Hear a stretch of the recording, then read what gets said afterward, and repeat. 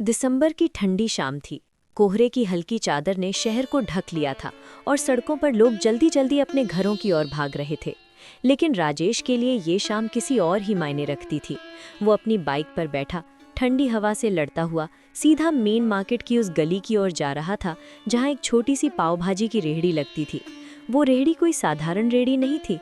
वहाँ काम करती थी प्रिया, एक साधारण लड़की जो असाधारण पाव भाजी बनाती थी।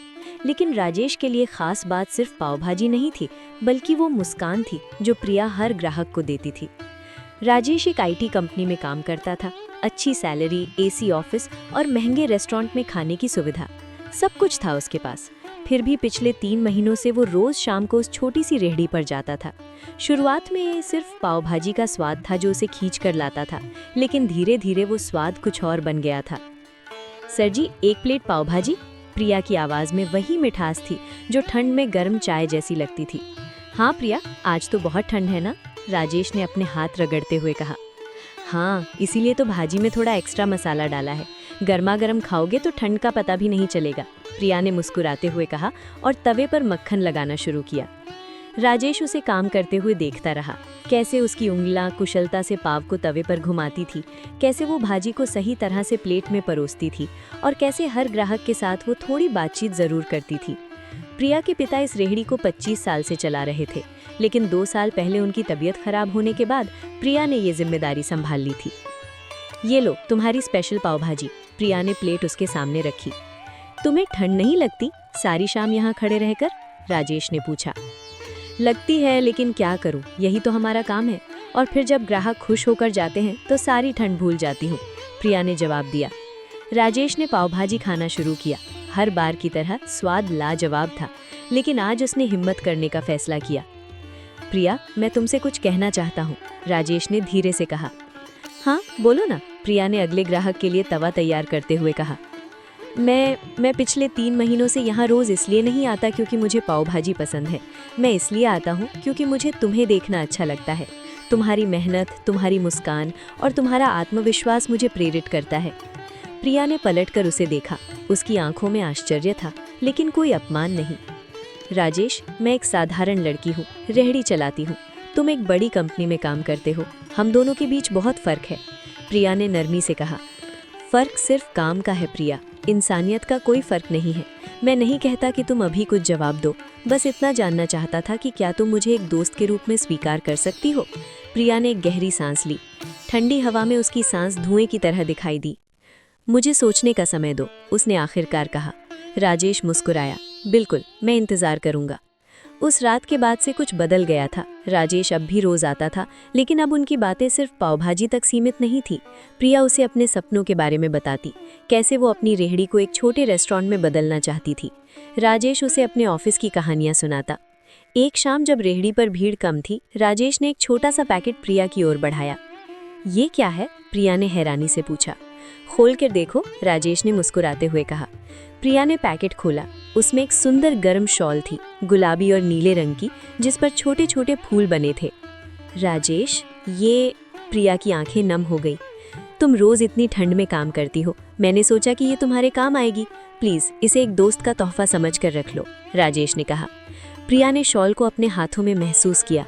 कितना नर्म था, कितना गर्म, लेकिन उससे भी ज्यादा गर्म था राजेश का ये एहसास कि वो उसकी परवाह करता है।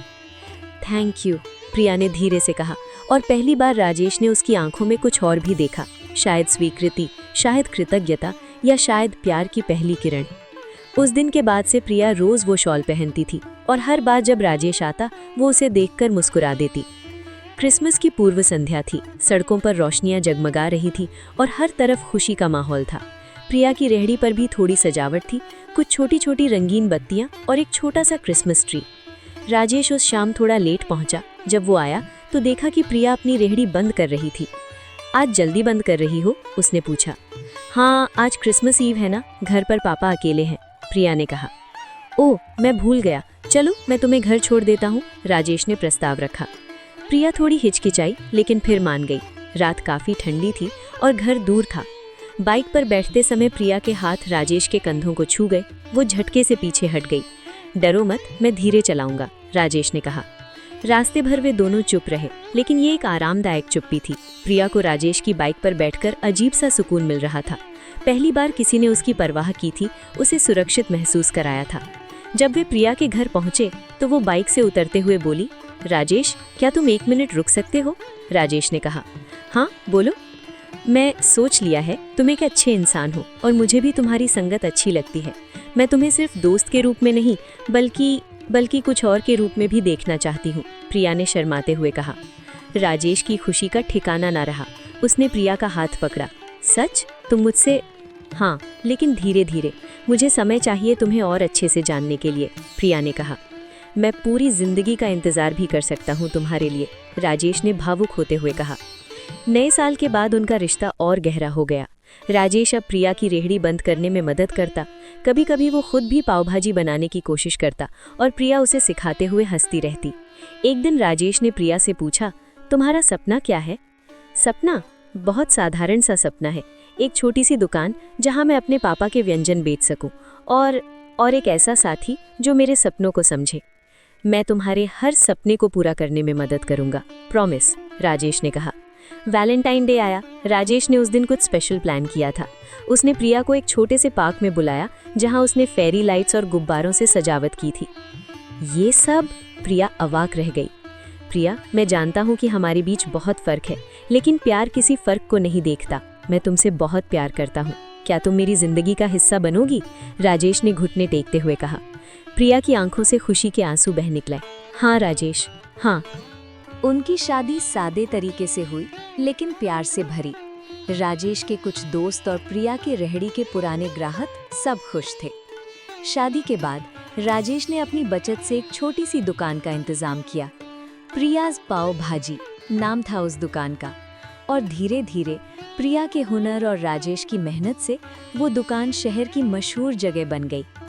हर शाम जब दुकान बंद होती तो राजेश और प्रिया साथ बैठकर चाय पीते और हंसते बातें करते।